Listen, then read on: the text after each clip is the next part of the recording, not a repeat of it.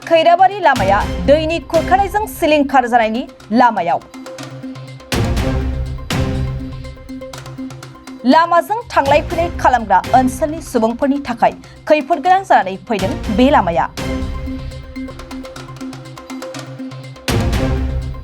लामा खुरखानायखौ होबथानो आरो लामाखौ फाहामनानै होनो थाखाय सरकारखौ खावलायदों ओनसोलनि रायजो राजाफ्रा।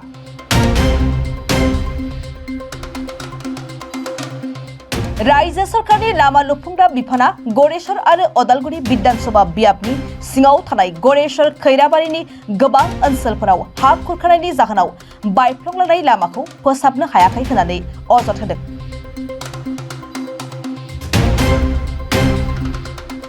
मख'नाय जायोदि बे लामाजों सानफ्रोमबो गोबां सुबुंफोर, फालांगिरिफोरा, फरायसाफोरा हान्थामेला खालामो। थांनाय दैज्लां बोथोराव बे दैसानि दैबानाया लामानि गोबां बाहागोफोराव खहा खालामदोंमोन। साननैसो सिगां गोबां अखा हानायनि जाहोनाव खुरखानानै बे लामाया बांसिन खहा जादों।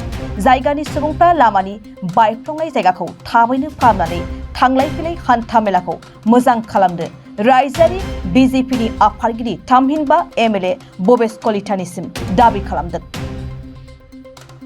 হয়, আজি আমাৰ সঁচাকৈ দুখ লগা বিষয়। আজি গড়েশ্বৰ খৈৰাবাৰী সংলগ্ন এই যিটো পথ, আজি দৈনিক কিমান মানুহ ইয়াত যাতায়াত কৰি আছে, কিন্তু আজি এই বিপদসংকুল হৈ আছে। বৰ্তমানে আমাৰ এই ৰাস্তাটো দৈনিক ইয়াত অঘটন ঘটি আছে।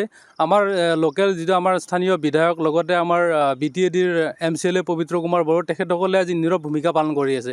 তেখেতসকলে ইলেকশ্যনৰ টাইমত বিভিন্ন ধৰণৰ কথা কৈ প্ৰলোভন দি তেওঁলোকে মানে জয়ী হয়, কিন্তু তাৰ পিছত আমাৰ এই অঞ্চলৰ যিবিলাক সমস্যা আছে, এই সমস্যাবিলাকৰ ওপৰত তেওঁলোকে কাণ খাৰ নিদিয়ে। এই ক্ষেত্ৰত আমি অসম জাতীয়তাবাদী যুৱ ছাত্ৰ পৰিষদৰ পৰা তেখেতসকলক ধিক্কাৰ জনাইছোঁ, যাতে তেখেতসকলে আমাৰ এই পথটো কম দিনৰ ভিতৰত ৰূপায়ণ কৰি সুচাৰু কৰি দিয়ে। আমাক তাৰ কাৰণে আমি আহ্বান জনাইছোঁ।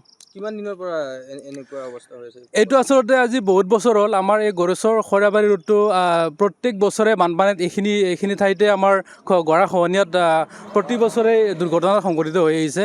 আমি প্ৰত্যেক বছৰে বিভিন্ন দল সংগঠনৰ পৰা আমাৰ ছ'চিয়েল মিডিয়াত তেখেতসকলে বিভিন্ন ধৰণে অনুৰোধ জনাই আছে, কিন্তু এতিয়ালৈকে তেখেতসকলে কোনো ধৰণৰ গুৰুত্ব আৰোপ কৰা নাই। ইমান এটা বেয়া চিটুৱেশ্যন হৈ আছে আমাৰ এই ৰাস্তাটোত যে ভাবিলে মানে বৰ বেয়া লাগি যায়। ইমান জমকীয়া চৰকাৰ এখন থাকোঁতে এই চৰকাৰখনে ইয়াৰ প্ৰতি অলপো মানে নেদেখাৰ ভাৱ ধৰি আছে।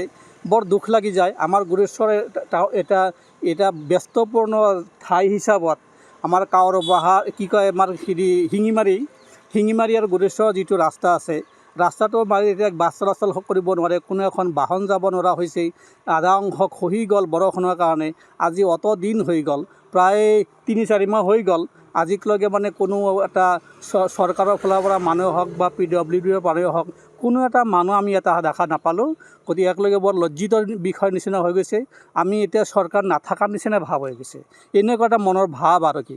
গতিকে মই চৰকাৰলৈ এটা আহ্বান জনাওঁ, যাতে তেখেতসকলে অতি পলমে এই ৰাস্তাটো ঠিক ঠাক কৰি দিয়ে, ৰাইজৰ অহা যোৱাৰ বাটটো মুকল কৰি দিয়ে।